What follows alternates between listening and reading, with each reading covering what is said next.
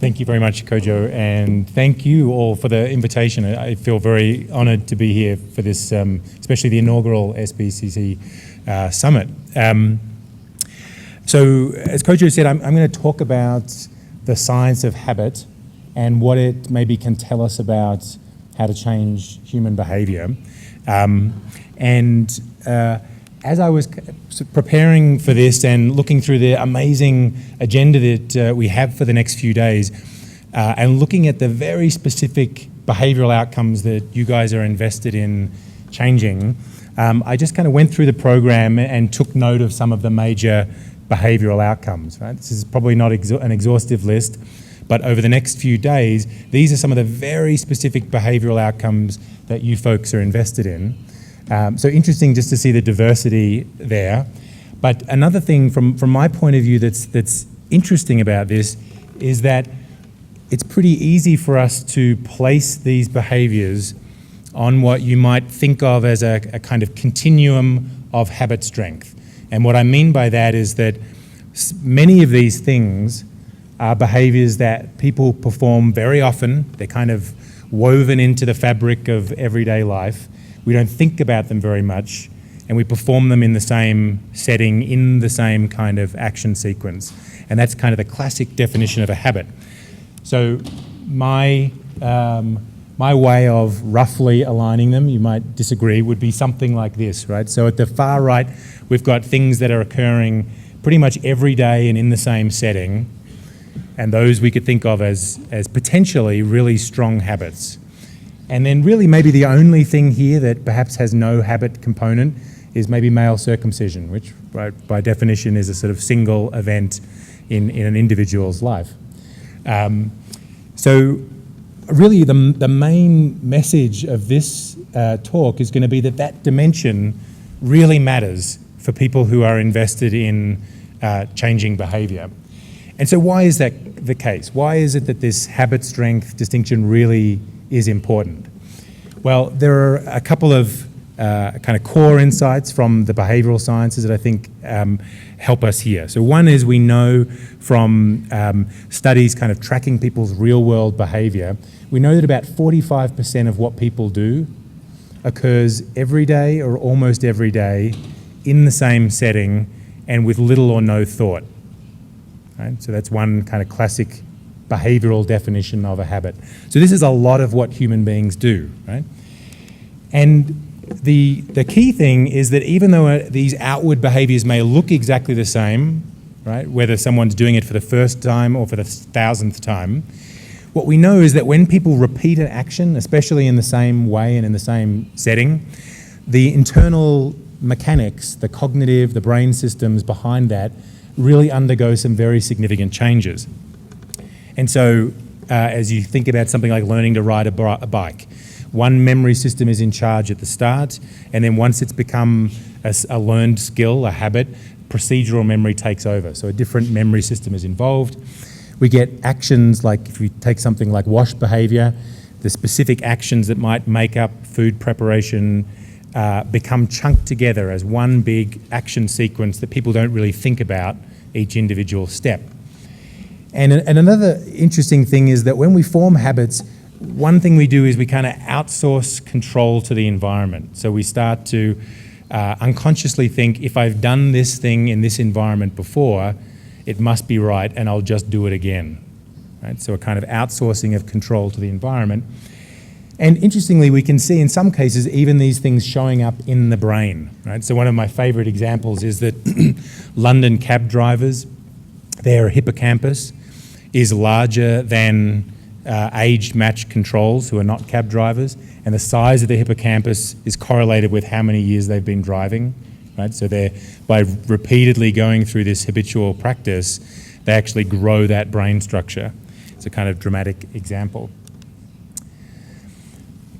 So that's kind of the science, but why should we, as people who care about behavior change, why should we care about this? Well, the answer is that it really matters, this shift really matters for how to change behavior. My favorite example of this comes from a study now that's a little bit old, about 15, 20 years old, a wonderful meta-analysis. So a study that basically gathered together a whole bunch of studies that were trying to predict whether someone would do something in the future, like vaccinate a child or wear a seatbelt or use a condom, and try to predict that from two things at the current time. The first was their kind of rational planning, basically their intentions. Do I intend to use a condom the next time I have sex? Do I intend to vaccinate my child? And the other element was habit strength. So basically, what is that person's past history of engaging in that action? Is it a habit for them or not? And what they found in this really interesting analysis is that the influence of the kind of rational planning, intentional piece versus the habit strength piece really differs for different kinds of behaviors.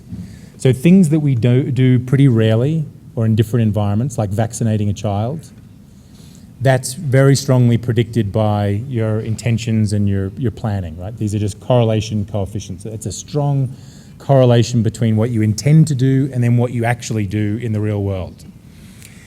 But if we look at things that people don't do very often, if we look at things that people do very often and in the same settings, so things like condom use or seatbelt use, then suddenly your intentions and your rational thinking no longer predicts your future behavior. So you may say, yes, I intend to use a condom the next time I have sex, but that intention, even though it's in your head, is not really translating to your behavior. And instead, it's just that the strength of that past kind of inertia, what you've done before, whether you used a condom the last time or you didn't, that is the strongest predictor. And of course, for us, the interesting thing is that maybe the vast majority of the things that we're interested in fit over here on the right-hand side, right? They're these daily or near daily activities that people perform without thinking about them too much and in the same setting. And indeed, other work has shown that if you take an intervention approach that focuses on trying to shift people's intentions, that works for the kinds of behaviors over on the left, right? The things that people don't do very often, like vaccination, then knowledge raising, changing people's goals and their planning, that's an effective way to change those behaviors. But the same is not true using those same approaches, right, for things that people do very often without thinking about them too much.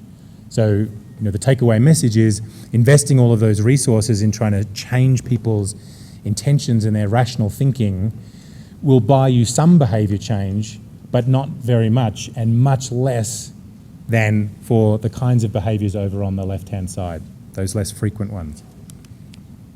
Okay, so what are the implications of this in the real world? Well, we've got great examples both in the developed world and in the developing world. So here's an example from the US. In the 90s, there was a lot of effort put into trying to increase vegetable consumption, and a 5-a-day campaign was developed, a lot of resources put behind it, and it succeeded in raising people's knowledge about the benefits of fruit and vegetable consumption. So you can see in 1991, only 8% of people in the US knew they were supposed to be eating fruit and vegetables in this quantity, and that had almost quadrupled just 5 years later. But here's people's behavior. It stayed exactly the same, right? So here's a similar pattern, hand washing in Bangladesh, right? The top line in blue there is in the population, people's knowledge of the benefits of hand washing with soap. And the dashed line at the bottom is their actual hand washing with soap, right? So this dramatic disconnect between what people know and say they want to do and what they actually do. So that's all depressing so far. But the interesting thing is, what can we do about it, right? Well, the one framework that I really like for thinking about this problem is to say, okay, we've done a great job as behaviour change people of thinking about what Kahneman popularised as System 2, right? This is a great, very simple framework for thinking about the different kinds of psychological systems that determine people's behaviour. And System 2 is the one that's all very familiar to us, right? It's people's rational planning, it's their attitudes, it's their intentions, it's maybe social norms, and emotions are a bit confusing and maybe fit somewhere between these two systems. And the other system, System 1, is much less familiar to us. Okay, so one way to summarize System 2 is it's the mental economist. It's the system that is constantly going around weighing pros and cons and trying to work out what's a valuable course of action for me. Should I be washing my hands now? Is it worth the bother? Is there a benefit associated with it? That's System 2. System 1 is this other system that is not evaluating those outcomes at all and is instead just saying, well, what did I do last time in this environment? And that system is in charge of a lot of behavior. And we're experts at trying to intervene around System 2, and we really have no idea about how to intervene around System 1. And so this slide's a little bit overwhelming. I'm not going to talk through all of these ideas here, but the main message here is that in the work that we've been doing recently, and this was initially in collaboration with FHI 360 and USAID, and then has been pushed forward further with the World Bank, their Water and Sanitation Program. So they've been very much partners in this thinking. The general idea has been to say, well, we're missing a set of like tactical principles for how we can disrupt people's existing bad habits, right? And then form stable new habits around health-promoting behaviours. And so we've developed a set of principles to kind of fuel that thinking, all based on the basic science. At the very end, there's a couple of papers that I'll give you references to, so if you're interested in delving into the details, you can do that with those papers. But the basic idea is that the ultimate goal, right, is to take these new ideas, not throw out existing tactics that might be based on, increasing people's knowledge or changing social norms or educating people about rational benefits, not throw any of that out, but augment it and come up with new kinds of approaches that integrate tactics from both of these systems. Okay, so just let me give you a couple of case studies to bring some of these new principles to light. So let's take the example of smoking cessation and quit campaigns and where they started maybe 30 or 40 years ago versus where they are today.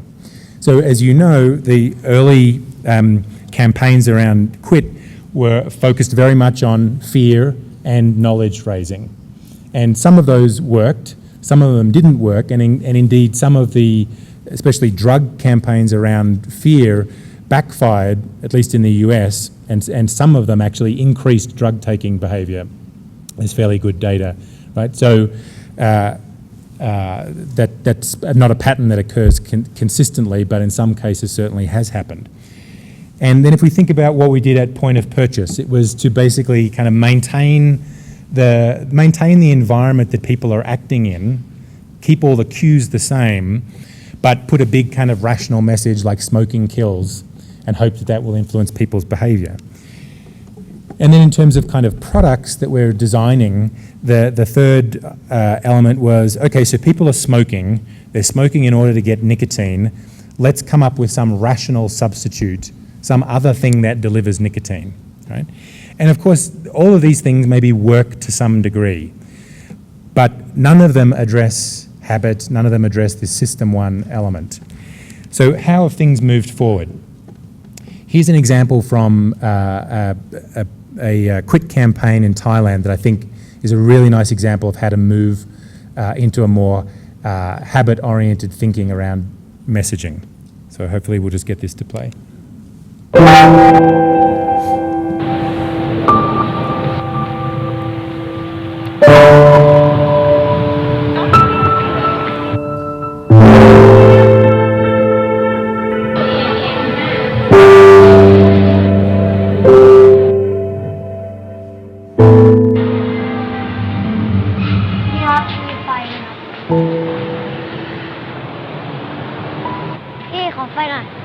ขอไฟหน่อย ขอยืมไฟแช็กหน่อย ดูดเองจริงๆเหรอ ไม่ให้ฮะจ่าเลย ดูดไม่ดีนะเลิกดูดได้มันมียาฆ่าแมลงอยู่ในใบบุหรี่ด้วยนะดูดแล้วหน้าแก่นะ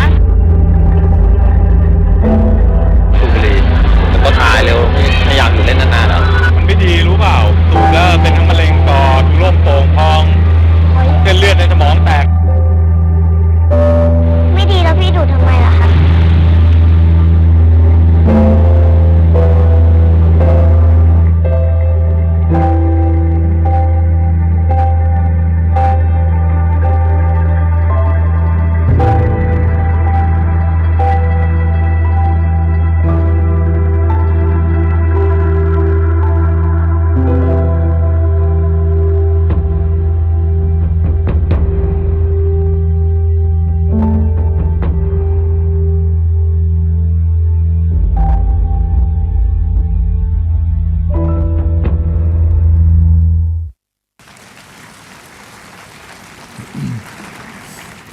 So obviously that's wonderful on a number of levels, right? First of all, it shows that all of that rational knowledge about the risks of smoking is in the heads of the smokers and yet is not influencing their behavior, right? But I think what's so clever about it, right, is that it comes up with a communication vehicle that really disrupts the status quo, right, and creates some forum where people can, in a new way, connect up their intentions with their action, right? And so that's the kind of epitome of a habit disruption strategy in communication. Moving on, if we think now about point of purchase, so a habit perspective would say you can't just keep the purchase ecosystem the same. You need to disrupt the cues in some way that are supporting the current behaviour. This is what cigarette packets look like in Australia, where I'm from. And so one of the things that's so clever about this packaging is, yes, it's a sort of social norm intervention, right? It makes cigarettes disgusting. But another very clever thing it does is that it means that people don't keep their cigarettes out like on the table. They put them away in their bag, which adds that little piece of friction so that their ability to chain smoke is reduced, right? Because now the cigarettes are not in the visual field. They can't be triggered by just seeing the packet of cigarettes sitting there. And then finally, on the product innovation front, right? So if we think about nicotine patches as kind of a rational substitute for cigarettes, they deliver nicotine. What about having substitutes that are not just rational substitutes, but are also, let's call them habit substitutes or behavioural substitutes? So things like Nicorette gum that is piggybacking on an existing habit that people have, right? Smokers especially like to chew gum. Or e-cigarettes, despite obviously there are controversies around whether e-cigarettes overall are a good thing or a bad thing. But from a habit point of view, they allow people to maintain the behavioural script that they have, right, for smoking and just switch out the product. So a couple of other quick ideas before I finish up, right? So from a habit perspective, one of the things we know is that people's existing bad habits and their good habits are disrupted when there are changes to their external environment. So things like if they move house, that creates, or seasonal migration, things like that, create a window of opportunity to change behaviour. So here, two nice examples of that. So public campaigns to increase public transport use. They're much more effective if they target people who've recently moved house, right? They're much more likely to take up those vouchers than people who've been living in the same house for a long time because all of your existing habits have kind of been disrupted with the move. A nice example, not yet published, but Mushfiq Mubarak at Yale is doing work on open defecation and targeting seasonal workers during migration patterns.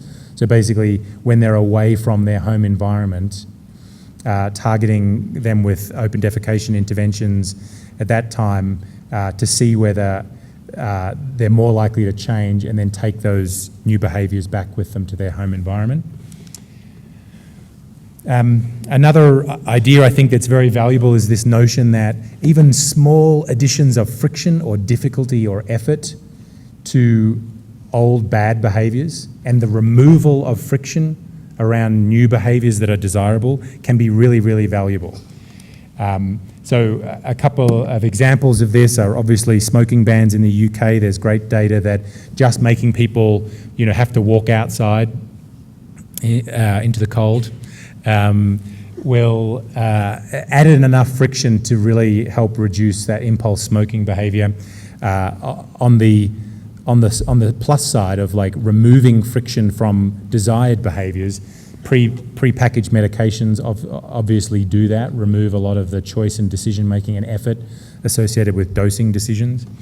Here's a lovely example, I think, from Vietnam, the iron fish. Some of you will know this. So this is basically an alternative to giving people iron tablets, which obviously you have to remember to take this thing every morning, right? Which is very difficult and effortful and requires decision making.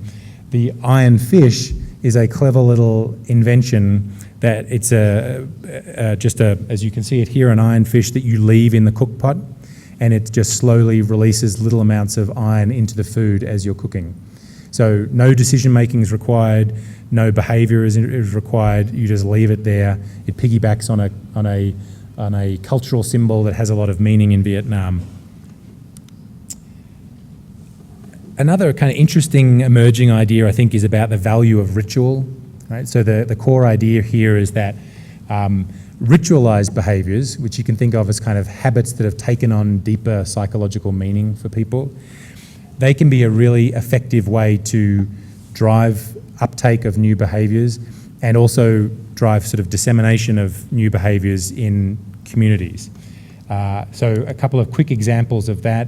This is a little heavy-handed, but I really like this example from the Philippines of an intervention to stop people using dynamite to fish on delicate coral reefs. What they did was submerge statues of the Madonna on the reef, so kind of using a highly ritualized, in that case, religious symbol as a kind of entry point into that intervention, much more effective than just trying to convince people that using dynamite is a bad idea for the ecosystem. Obviously, ritualized inking of the finger in voting. And you can think of more creative ways to do this, like the No Toilet, No Bride campaign in India, right? Which is basically trying to take one behavior, open defecation, and say, how can we use a very important cultural ritual, namely marriage, as a vehicle for changing this behavior? So the No Toilet, No Bride campaign came out of that idea. And then a final one, and then I'll finish up, is this idea that often people continue with bad habits not because they're choosing to do it, but because in the moment they forget. And they are cued by that very familiar environment to just do what they've always done. If that's not washing their hands before they eat, then they're cued by the environment. So coming up with situational triggers that are going to be physically present there in the environment when people need to perform a new behaviour can be really powerful. I love this example from Robert Dreibelbus's work, finding that just painting footsteps coming out of the latrines in schools, going to the wash stations, so a very, very affordable nudge, had a dramatic effect on the odds that people would go and wash their hands coming out of the toilet. And again, a wash example, open defecation, writing Arabic script near common open defecation sites in Bangladesh has been found to be effective at sort of triggering people in that moment to choose to do something else. So I'm going to wrap up there and just say there are a series of examples, a series of principles for how you can fold habit thinking into your existing ideas and your existing strategies. I do very much like taking that approach that none of this thinking is about throwing out existing strategies and tactics, but it's about augmenting them with habit thinking. I went through just a couple of the principles there, but if you're interested in reading more about this thinking, there are a couple of working papers. The USAID one done with FHI 360, that's already released. The World Bank one, which is on open defecation, that'll be released in the next couple of weeks. So I'll wrap it up there. I'll wish for all of you that your good habits are strong and your bad habits are weak. And thank you very much for listening.